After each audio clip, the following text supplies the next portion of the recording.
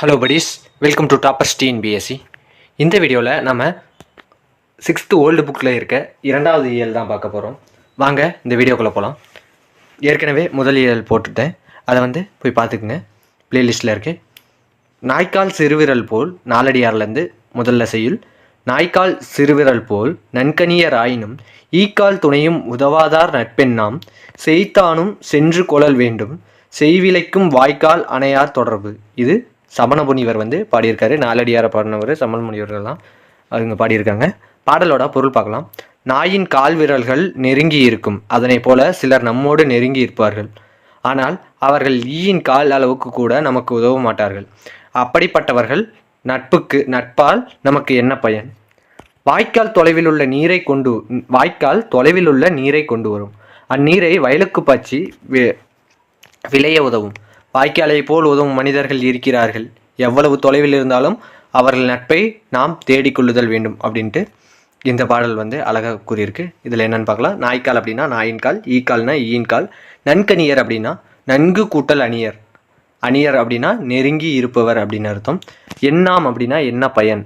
செய்மை அப்படின்னா தொலைவு, செய் அப்படின்னா வயல், அணையார்னா போன்றோர் என்று அர்த்தம். அடுத்து நூலோட குறிப்பு, நாலடியார் பற்றி குறிப்பு. நாலடியார் இது 14 கீழ்கணக்கு நூல்களில் ஒன்று.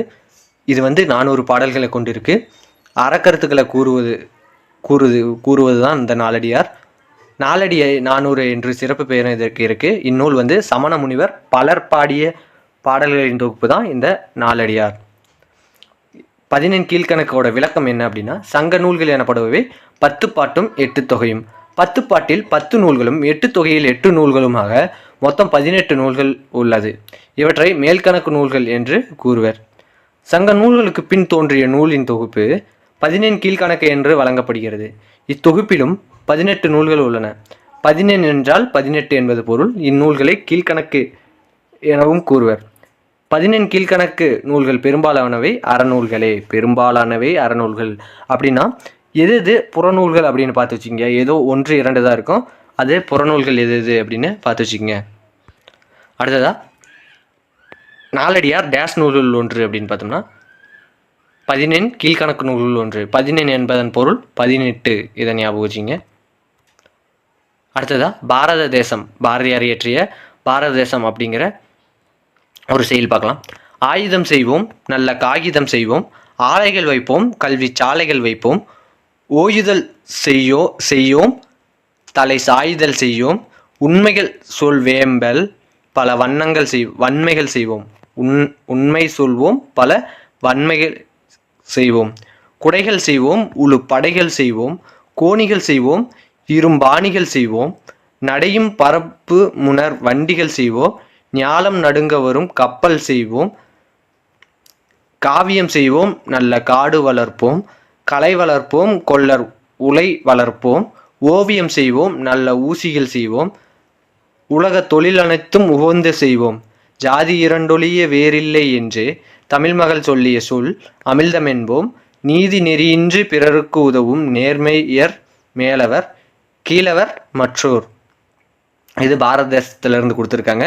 இதிலிருந்து மோஸ்ட்டாக டிஎன்பிஎஸ்சி ப்ரீவியஸ் இயர் கொஸ்டினில் என்ன கேட்டிருக்காங்க அப்படின்னு பார்த்தோம்னா, ஜாதி இரண்டொழிய வேறில்லை என்று யார் கூறியதுன்னு கேட்டிருக்காங்க. அது பாரதியார் தான் கூறியிருப்பார்.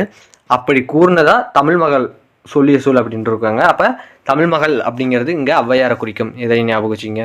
அடுத்து சொற்பொருளில் தலை சாய்தல் அப்படின்னா ஓய்ந்துபடுத்தல், வன்மை அப்படின்னா கொடை. 3 சுழின்னா 2 சுழிங்களான்னு பார்த்துங்க. உழுப்படை அப்படின்னா வேளாண்மை செய்ய பயன்படும் கருவி தான் உழுப்படை அப்படிமோ. கோணி அப்படின்னா சாக்கு, நடை அப்படின்னா சாலையில் செல்லும் வண்டிகளை தான் நடை அப்படிமோ. பரப்பு அப்படின்னா பறக்கும் வானூர்தி முதலியன. ஞாலம் என்றால் உலகம், உவந்து செய்வோம் அப்படின்னா விரும்பி செய்வோம். தமிழ்மகள் என்றால் ஔவையார், இங்கே கொடுத்துருக்காங்க பாருங்கள். தமிழ்மகள்னா ஔவையார் பற்றி தான் குறிப்பிடுது. மேலவர் அப்படின்னா மேலோர், கீழவர் அப்படின்னா கீழோர், மற்றோர் அப்படின்னா பிறருக்கு உதவும் நேர்மையற்றோர் தான் மற்றோர் அப்படின்னு இங்கே இந்த பாடலில் அதற்கு பொருள் அதுதான்.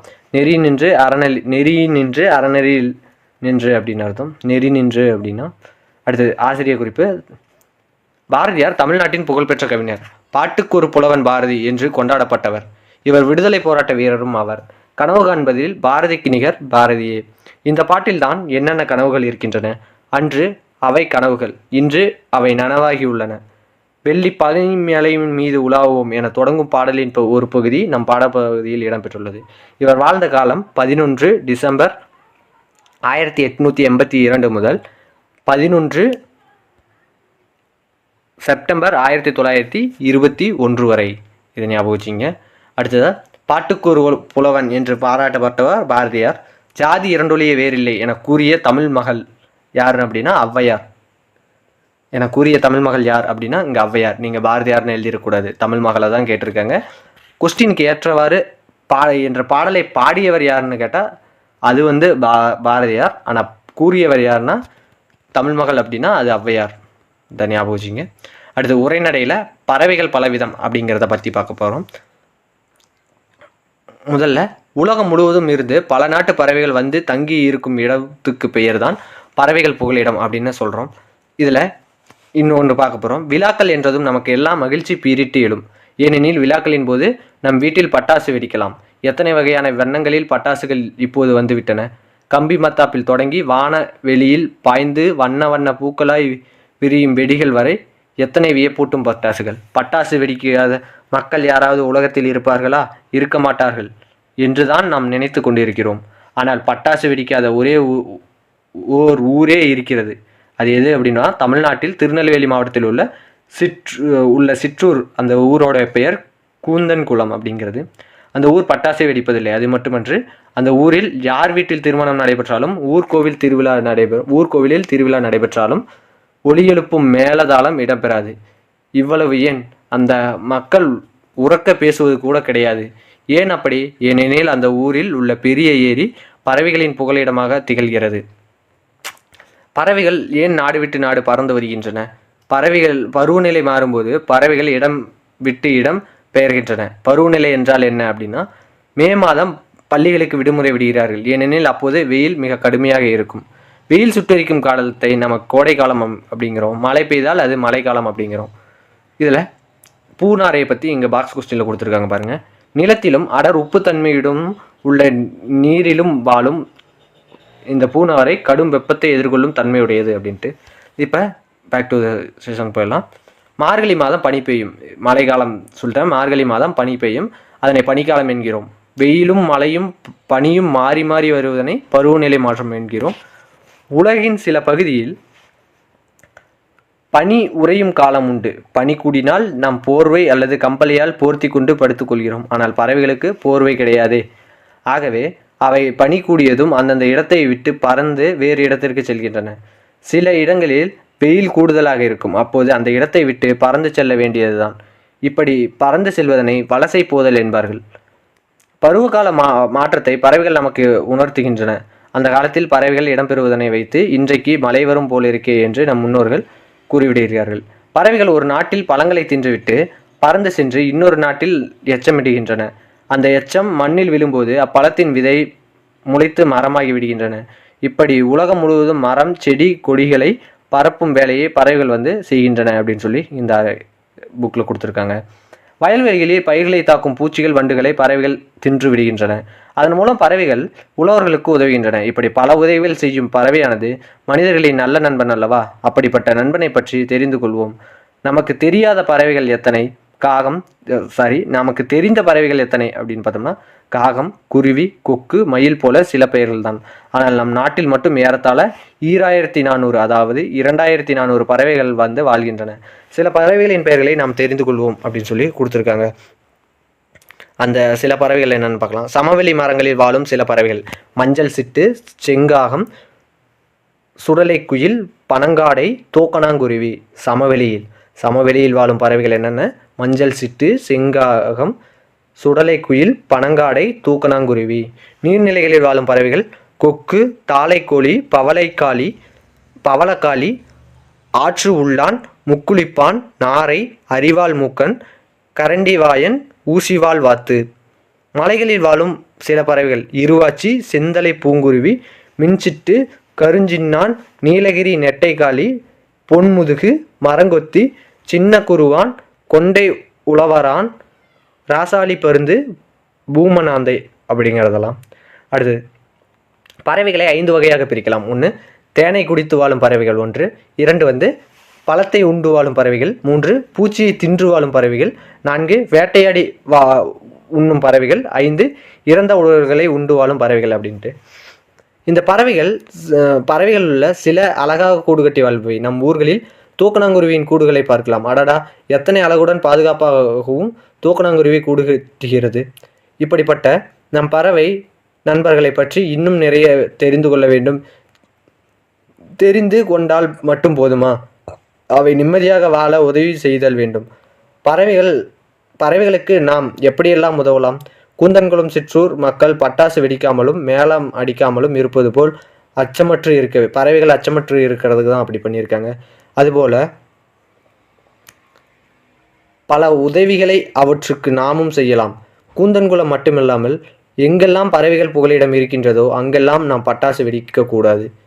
உங்கள் ஊருக்கு பக்கத்தில் உள்ள புகலிடத்திற்கு ஒரு முறையாவது சென்று வாருங்கள். வெளிநாட்டிலிருந்து அங்கு வரும் பறவைகளை கண்டு மகிழுங்கள். நாள்தோறும் விடியற்காலையிலும் மாலையிலும் பறவைகள் எழுப்பும் ஒலிகளை கூர்ந்து கேட்போம். பறவைகளைப் போல ஒலி எழுப்பி அவற்றோடு பேசுவோம்.